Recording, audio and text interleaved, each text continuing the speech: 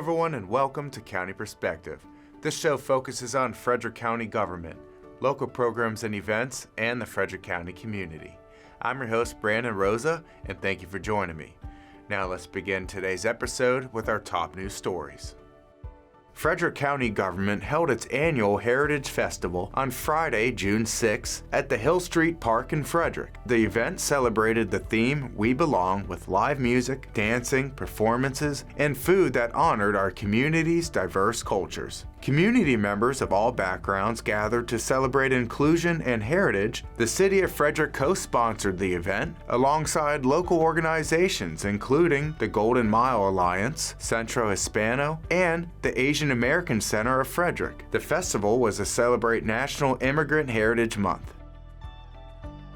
The State of Maryland's Enough Tour recently stopped in Frederick County to spotlight local efforts to end childhood poverty. Enough stands for engaging neighborhoods, organizations, unions, governments, and households. The program is a state initiative to fight childhood poverty using community-led strategies. Frederick County received a $300,000 Enough grant to create a neighborhood action plan for the Route 40 corridor. The plan, developed with the help of over 40 partners, includes forming a community voice committee to identify needs and improve economic mobility. During the tour, leaders from the Rockefeller Foundation, the Governor's Office for Children, and local nonprofits gathered to share ideas and highlight Frederick County's commitment to supporting children and families.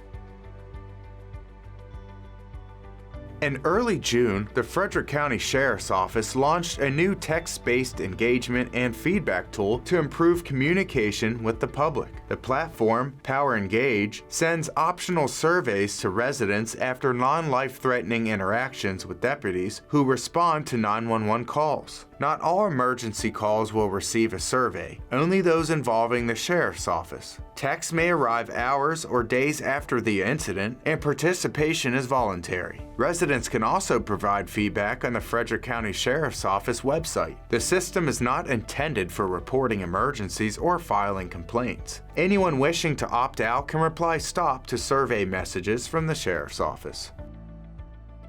Our next segment in the show is going to make you hungry. Well, at least it did for me.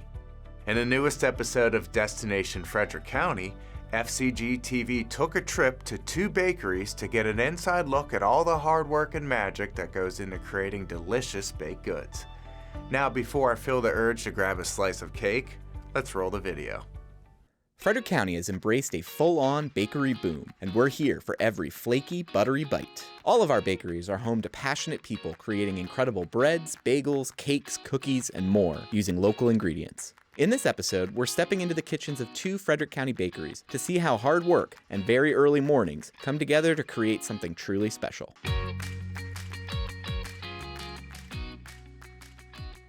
This is our olive oil sourdough.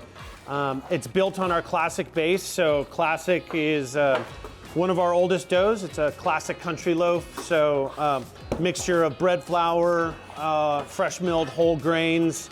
As traditional bakers, we work with 100% sourdough products, and these breads take a lot longer to ferment and be ready for baking than a typical yeasted bread. So throughout the morning, we mix our dough, and then it ferments in bins for several hours. And over the course of the morning, we are stretching and slowly folding the dough over itself to build strength. Typical day of the baker, usually up at about between 2:15 and 3, depending on the day. Get in here between 3 and 4 a.m., get the ovens warming up. First team member is in at 4 a.m. The actual production team starts showing up around 6 a.m. Production starts ramping up dough production, mixing dough. Through the mid-morning, it's a pretty big flurry of activity. It's our busy time for the front counter. Then we go into prep for the next day. We do what are called pre-weighs. We go through and do all of our weighing of different flours and what we call inclusions, so any mix-ins for the bread. We get that all prepped the day before, and then clean everything up and do it all over again tomorrow. Frederick was a huge grain exporter in the 1800s. which is why we see so many roads named after mills around here, Warman's Mill, etc. In the 1880s, Frederick was exporting over $1 million of grain and grist a year. One of the byproducts of that, if you go out to the C&O Canal, like Pointer Rocks or out New Design Roads, you'll notice that those locks are very built up, and that's a remnant of those being very busy ports with grain and grist going out, traveling south down to the big city. So we as traditional bakers, we were really drawn to that history, and we were lucky enough to find a building. We're actually standing inside of the historic GL Baking Company here, which was a bakery that was founded in 1909 and functioned as a wholesale bakery up into the 70s. So it's really nice to be able to share that history with the community. Right now, you're seeing a big surge all across the county of wonderful bakeries being built. So it's a great time to be a skilled baker in Frederick. From traditional sourdough and a nod to Frederick's baking history at Twin Bears, we head to Maple and Rye, a bakery in Brunswick where seasonal ingredients and fresh ideas are redefining what a bakery can be. So today I am making galettes, which are like free-form pies. I make them small because we take them to market. I use an all spelt dough, 100% spelt, all whole grain. Make it entirely by hand. So Maple and Rye started in my home kitchen in 2019. It sounds absurd to say, like, I woke up one morning and I was like, oh, I'm gonna start a bakery today. But that is kind of what happened. I am a totally self-taught baker at home. We eat a lot of locally sourced stuff. We eat whole grains. And I just wasn't seeing that in this area at the time. Our goal here is to source as much as we can locally to create like beautiful, good food. All of our grain comes from smaller farms and mills within about 2.5 hours of the bakery. So Pennsylvania, Maryland, Virginia. Our produce primarily right now is coming from Frederick County farms. We get a little bit from friends in Loudon, and we really try to stay in season. It makes sense to me because Frederick County is so agriculturally rich that we would have so much talent here. There are just, I think, so many great resources for people in food here in terms of like the ingredients that are available, the support networks of your other food businesses. Frederick County is home to an excellent food scene, and the bakeries here are really, I think, top-notch. So come check out Frederick County Bakeries. Now the sourdough bread is so good from Twin Bears. My wife and I always have a loaf in the pantry. If you guys need a snack after this video, now's your time to grab one. We're gonna take a short break, but we have more to cover in this episode.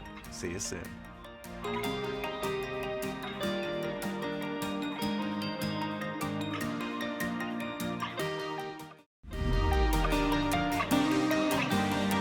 Hello everyone and welcome back to County Perspective. In a moment, we'll learn about affordable housing for seniors, but before we get into that, it's time for an episode of Adorable Adoptables.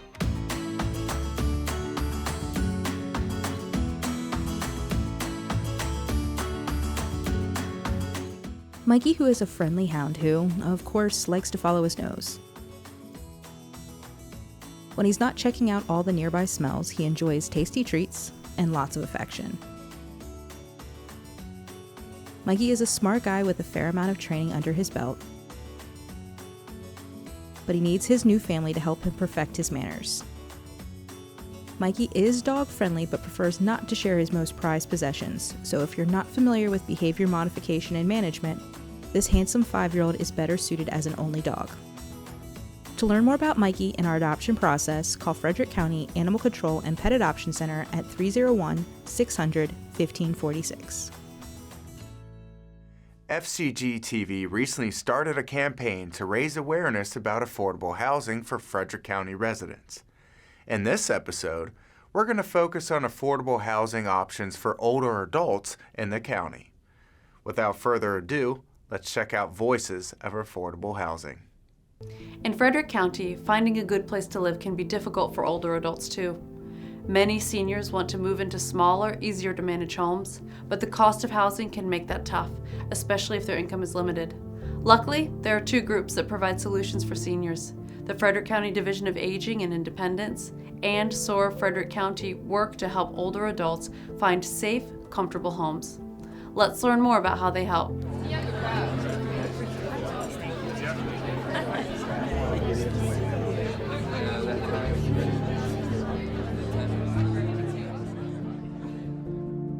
The Division of Aging and Independence is seeing an increase in the number of people who are coming through our doors and giving us a call to tell us about their housing needs and how the high cost of housing, the high cost of utilities is affecting their ability to live in Frederick County. We can provide referrals to community partners in the area that will help people who are concerned about living in Frederick County so that they can get assistance through other partners that we collaborate with.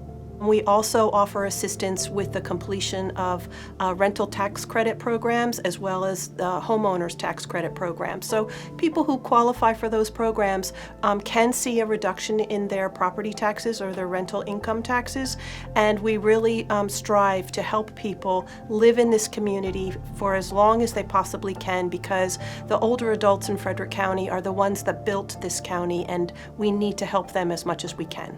So if people are interested and feel that they do need some additional assistance in being able to live in Frederick County, they can certainly give us a phone call. SOAR, Supporting Older Adults Through Resources, serves seniors in Frederick County aged 65 and older. Our focus is on low-income seniors. Our income guidelines are $2,100 a month for an individual and $3,000 a month for a couple. When somebody presents to SOAR with a need for support with housing, we're able to help them to access some services, give out some resources, and once an apartment is located, we help them with their first month's rent, security deposit, and often we help with furnishing the apartment.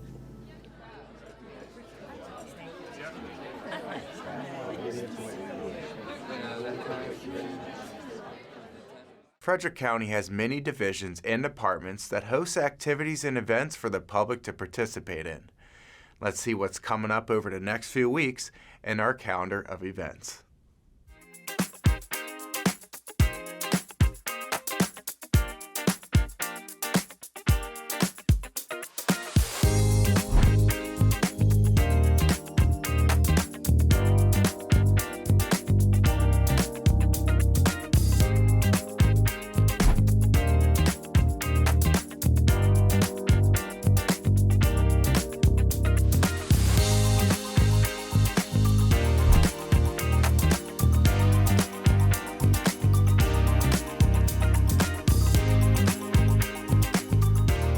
To find out more about future events and activities, visit frederickcountymd.gov.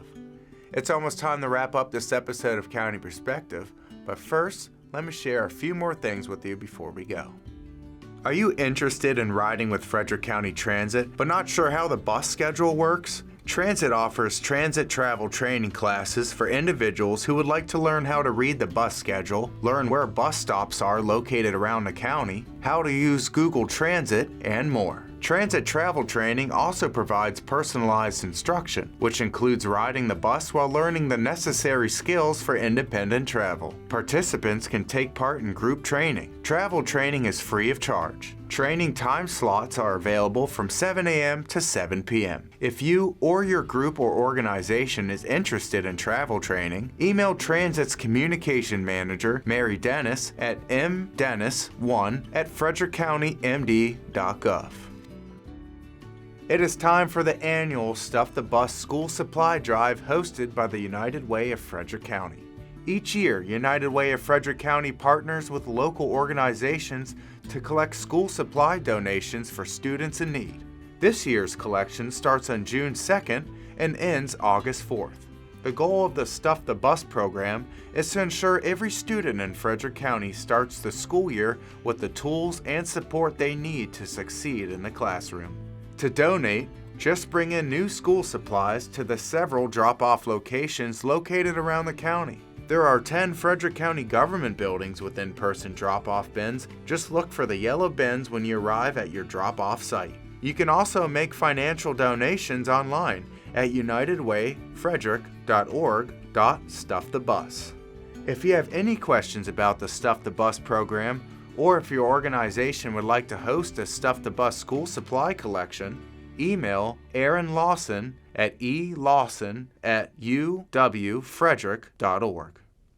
Well, everyone, that concludes this episode of County Perspective. If you want to stay up to date on important news and events going on in the county, follow Frederick County on social media. We'll see you next time with a fresh look from a county perspective. Take care, everyone.